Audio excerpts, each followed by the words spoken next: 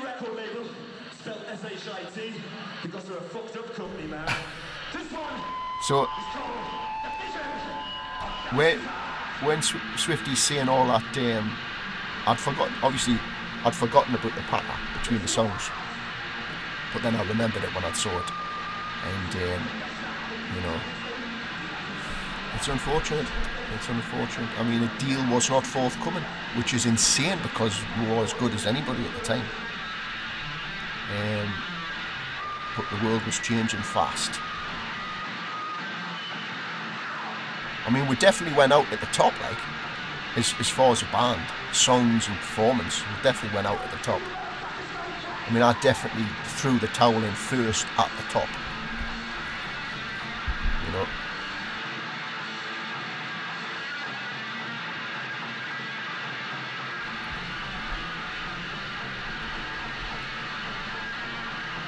But back to the.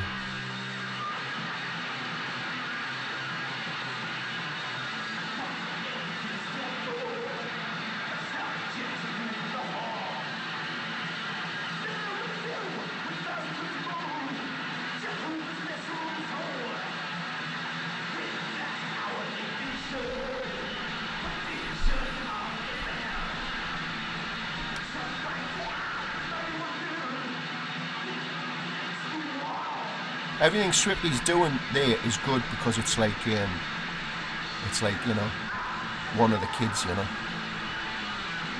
There's no rock star. There is rock star, but there is like still one of the kids. That's good. That.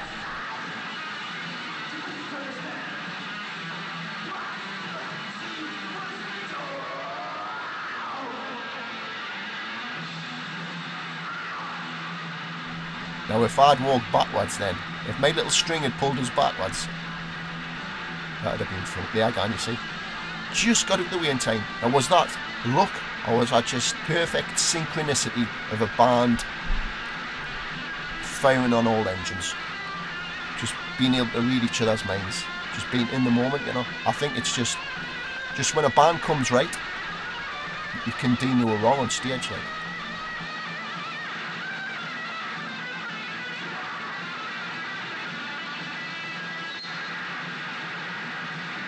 Rockstar.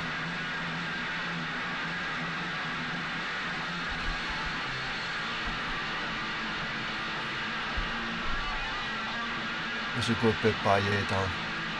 DC Rage.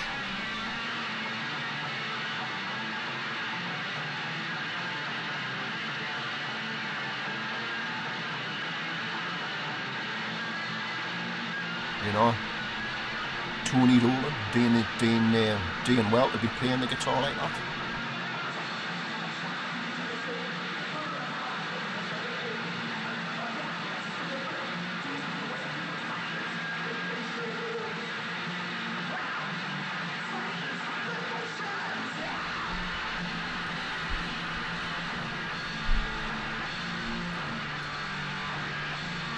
One night in a London show, can't remember where it was, we invited that many of the crowd up that the whole stage was full and the whole back line went back. All the amps, the speakers just collapsed. If they'd have killed anybody if they'd been behind them, because they were about 3 speakers high. That was fun. Out of Europe for quite a while. It's about a year ago now, but we've come back with a vengeance. Okay, this one. Someone's dropped this beer. Are you drunk? But we'll be later. Is anyone familiar with the term rough diving? No? Well, you know when you get down on your woman, you know when you... That's what I mean, play it out. This song... Jody. Goodness gracious. It's about the Foliage.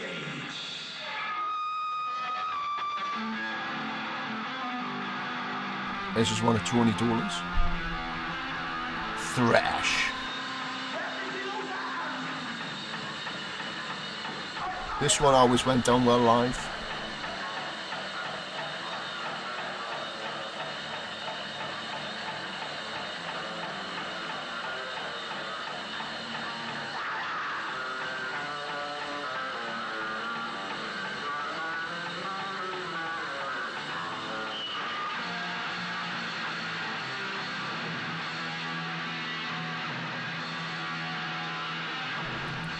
it out. Darren totally getting into it. Great for the band. Really good.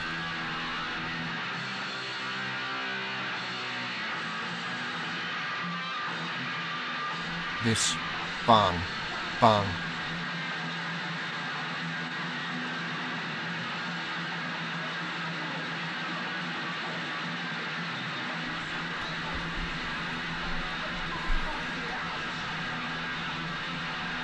Swiftly forgetting the lyrics there, while drummer Jed forgotten the drums, and all the rest of us forgot everything else.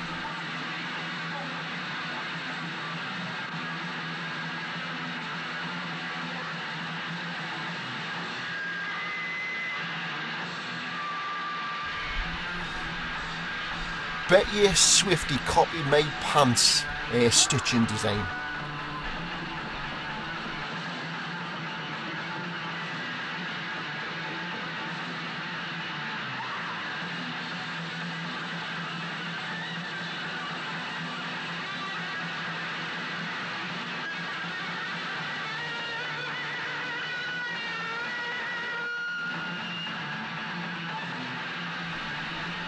There's a bit coming up.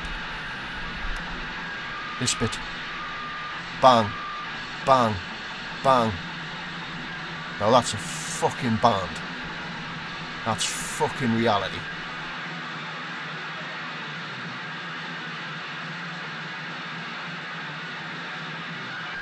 When I saw that, when I first watched this, I thought, fucking hell.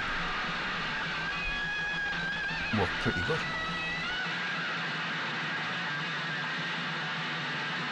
Obviously, it's a shame about the sound and the video quality, but you know, you've still got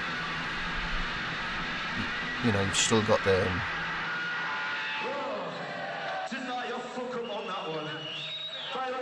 You know, this is a time capsule. 1988, man. This is a time capsule. Do you ever feel like strangling your wife?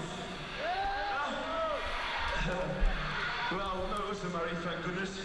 This song is called Annihilate the Bride.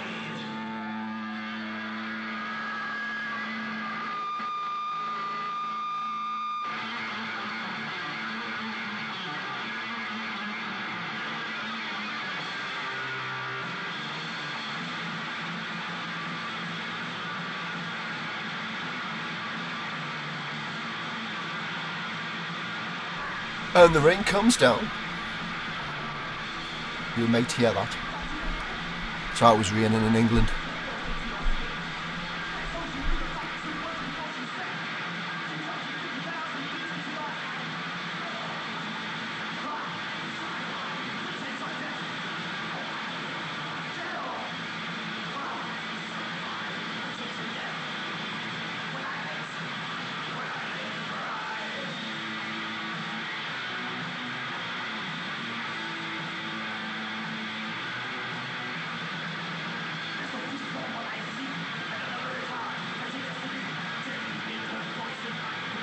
So Atomkraft started off as a three-piece in 1985, and we've done the Future Warriors album.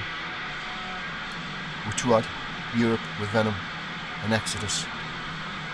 86, Tony Dolan left the band, and he was replaced by bassist Darren Cooper, DC Rage, and singer Ian Davison Swifty. And then we recorded the Queen of Death EP. And then Tony Dolan came back in the band, and sort of like Darren sort of vanished, and I didn't know how that happened. And then we were a four-piece again, but with Tony Dolan on bass. And then we went on tour and done all the rest of it. Lots of touring, lots of this, that and everything, you know, rock and roll. And then the third section of Atomkraft was with Darren back in. And this is what you see here. And unfortunately, this is the band that, this is the lineup, the third Atomkraft, this is the lineup that never released an album, which is mental, which is mental. But fortunately, we've got the Poznan show, which might come up eventually. For a good quality recording. But it's obvious all bands evolve and get better through time. The band had only, by this point, we'd only been 3 years old, the band. 85 up until this was 88. So, most bands are it's 4, 5, 6 years before they hit there, right? And then they get signed, So, but this is the Atomkraft, there's no doubt about it, this is the Atomkraft. This is one of mine. This is one of the last ones I wrote.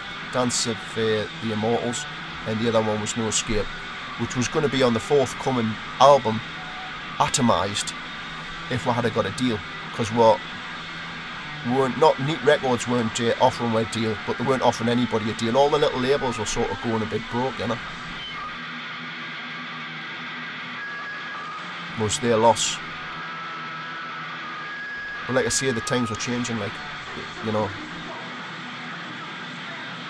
music moved fast in them days. Not that we were unfashionable now.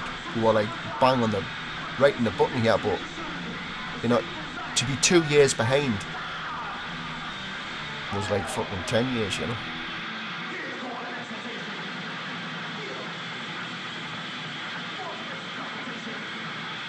What I mean by that is trends would come along so fast, and if you didn't change and move along, change with the new trends, unless you are a massive band and just keep on doing what you're doing. I would have liked to have seen where basically all we needed to do was get a deal, and I would have been happy. Because I was starting to write some good stuff.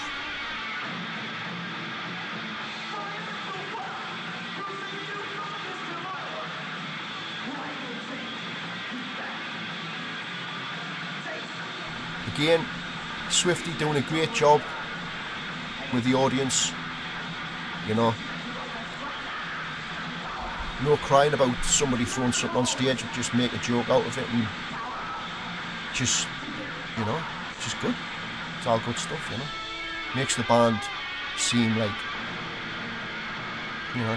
just one of the lads.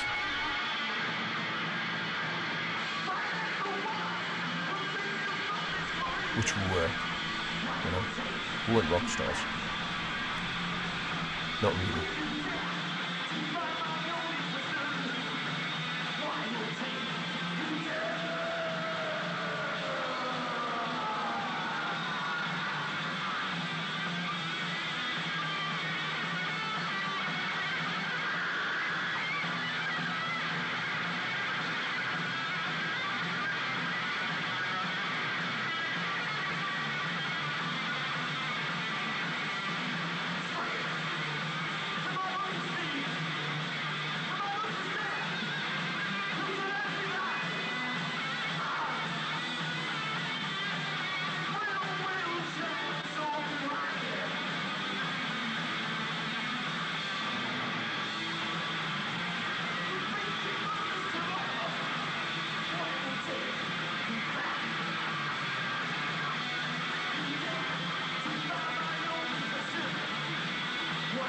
This is the sort of song Swifty liked, because it's Maiden-esque. Swifty was a big Maiden fan. Tony Dolan would be a Motorhead fan. Darren would be sort of Maiden. Jed was Kiss, and I was Led Zeppelin.